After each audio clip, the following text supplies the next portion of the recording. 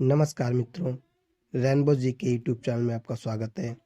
और आज हम मौर्य काल के पार्ट 2 के मोस्ट इम्पोर्टेंट प्रश्नों को कवर करेंगे। वीडियो के अंदर सभी प्रश्न अति महत्वपूर्ण हैं, तो वीडियो को पूरा देखें। और यदि आप हमारे चैनल को पहली बार देख रहे हैं तो चैनल को सब्सक्राइब करें, साथ ही बेल आइकन का बटन अवश्य दबा लें ताकि आने वाली प्रत्येक वीडियो की नोटिफिकेशन आपको सबसे पहले प्राप्त हो सके। तो आज की वीडियो का हमारा पहला प्रश्न है, पाटलिपुत्र को पोलीब्रोथा किसने कहा? तो इसका राइट आंसर है option number D, Megasthenes. Pataliputra को सबसे पहले पोलीब्रोथा मेगास्थनीज ने कहा।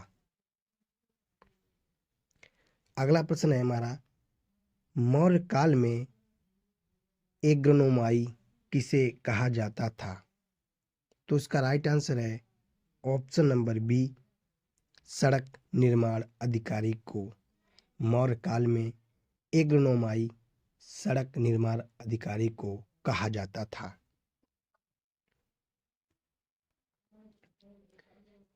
अगला प्रश्न है हमारा, सांची का स्तूप किसने बनवाया था, या सांची का स्तूप का निर्माण किसके द्वारा किया गया था? तो इसका राइट आंसर है option number C, Ashok. Sanchi का स्तूप अशोक के द्वारा बनवाया गया था।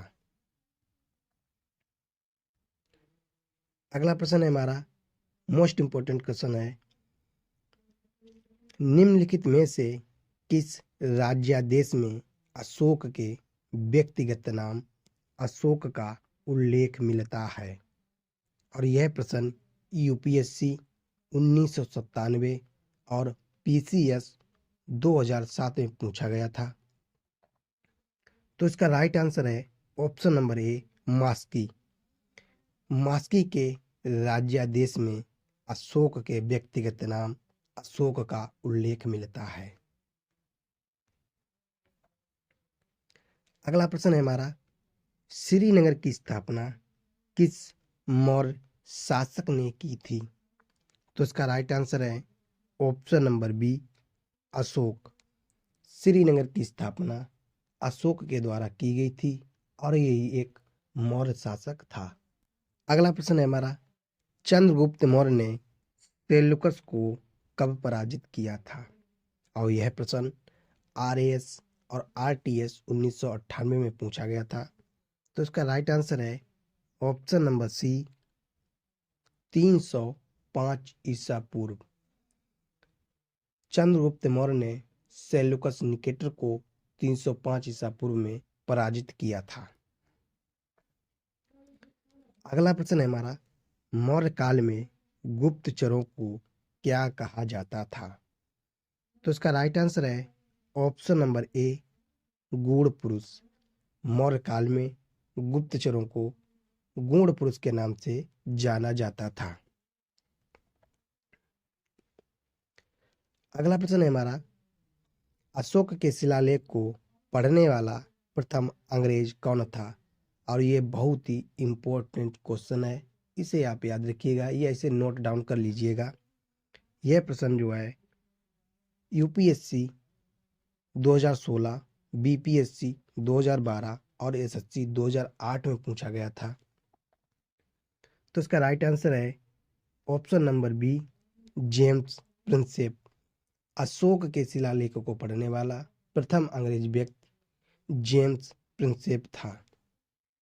अगला प्रश्न है हमारा, किस ग्रंथ में शूद्रों के लिए आर्य शब्द का प्रयोग हुआ है? और यह प्रश्न बीपीएससी 1997 में पूछा गया था। तो इसका राइट आंसर है ऑप्शन नंबर डी, अर्थशास्त्र। अर्थशास्त्र में शूद्रों के लिए आर्य शब्द का प्रयोग किया गया है। अगला प्रश्न है हमारा, प्रसिद्ध यूनानी राजदूत मेगास्थनीज किस भारतीय शासक के दरबार में आया था? यह प्रश्न आरएस और आरटीएस 1998 में पूछा गया था। तो इसका राइट आंसर है ऑप्शन नंबर ए, चंद्रगुप्त मौर्य। मेगास्थनीज जो एक प्रसिद्ध यूनानी राजदूत था, वह चंद्रगुप्त के दरबार में आया था। अगला प्रश्न है हमारा, किस ग्रंथ में चंद्रगुप्त मौर्य के लिए ब्रसल यानी निम्न कुल का शब्द का प्रयोग किया गया है? तो इसका राइट आंसर है ऑप्शन नंबर बी, मुद्रा राक्षस। मुद्रा राक्षस में चंद्रगुप्त मौर्य के लिए ब्रसल यानी निम्न कुल के होने वाले शब्द का प्रयोग किया गया है। अगला प्रश्न है हमारा, किस जैन साहित्य में चंद्रगुप्त मौर्य के जैन धर्म अपनाने का उल्लेख मिलता है? तो इसका राइट आंसर है ऑप्शन नंबर डी, परिशिष्ट पर्वन। परिशिष्ट पर्वन साहित्य में चंद्रगुप्त मौर्य के जैन धर्म अपनाने का उल्लेख मिलता है। अगला प्रश्न है हमारा, किस महीने में मौर्यों का राजकोषीय वर्ष प्रारंभ होता था? तो इसका राइट आंसर है ऑप्शन नंबर सी, आषाढ़ यानी जुलाई महीने में आर्यों का राजकोषीय वर्ष प्रारंभ होता था। अगला प्रश्न है हमारा, कलिंग युद्ध की विजयी तथा क्षत्रियों का वर्णन अशोक के किस शिलालेख में मिलता है? यह प्रश्न यूपीएससी 2016 में पूछा गया था। तो इसका राइट आंसर है ऑप्शन नंबर बी, 8वां शिलालेख। 8वें शिलालेख में क्षत्रियों और कलिंग युद्ध के विजय का वर्णन मिलता है। अगला प्रश्न है हमारा, अशोक के अधिकांश अभिलेख किस लिपि में मिलते हैं? तो इसका राइट आंसर है ऑप्शन नंबर ए, ब्राह्मी लिपि। अशोक के अधिकांश अभिलेख ब्राह्मी लिपि में मिलते हैं। अगला प्रश्न है हमारा, अशोक के दरबार को जानने के लिए सबसे महत्वपूर्ण स्रोत है?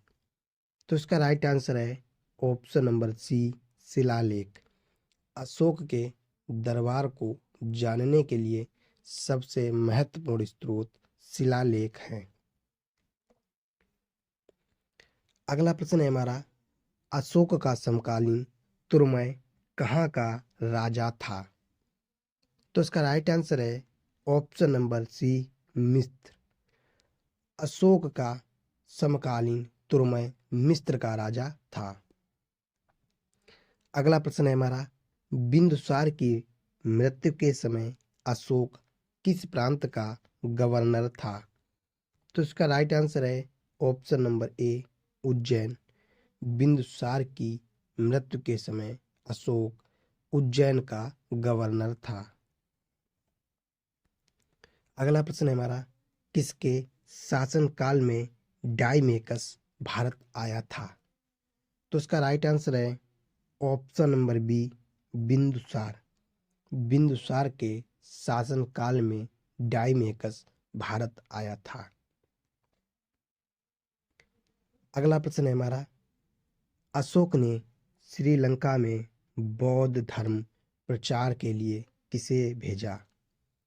तो इसका राइट आंसर है ऑप्शन नंबर डी, ए और बी यानी महेंद्र और संघमित्रा को भेजा था। अगला प्रश्न है हमारा, अर्थशास्त्र में उल्लिखित सप्तांग में शामिल है? अर्थशास्त्र में उल्लिखित सप्तांग में शामिल है। तो इसका राइट आंसर है ऑप्शन नंबर ए, राजा, क्षेत्र, प्रशासन और कोष। अर्थशास्त्र में उल्लिखित सप्तांग में राजा, क्षेत्र और प्रशासन, कोष शामिल हैं। अगला प्रश्न है हमारा, अशोक द्वारा कलिंग पर आक्रमण की जानकारी के लिए कौन सा महत्वपूर्ण स्रोत है?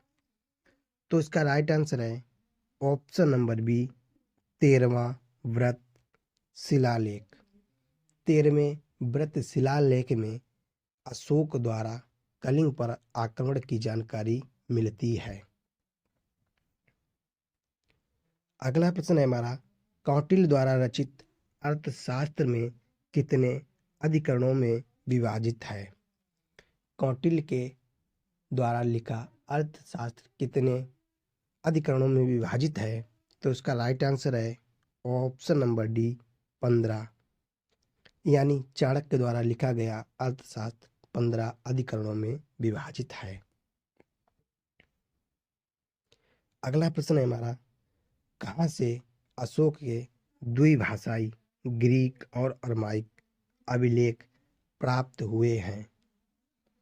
तो इसका राइट आंसर है ऑप्शन नंबर सी, सर ए कुना यानी कांधार। कांधार से अशोक के द्विभाषाई अभिलेख ग्रीक और अरमाइक प्राप्त हुए हैं।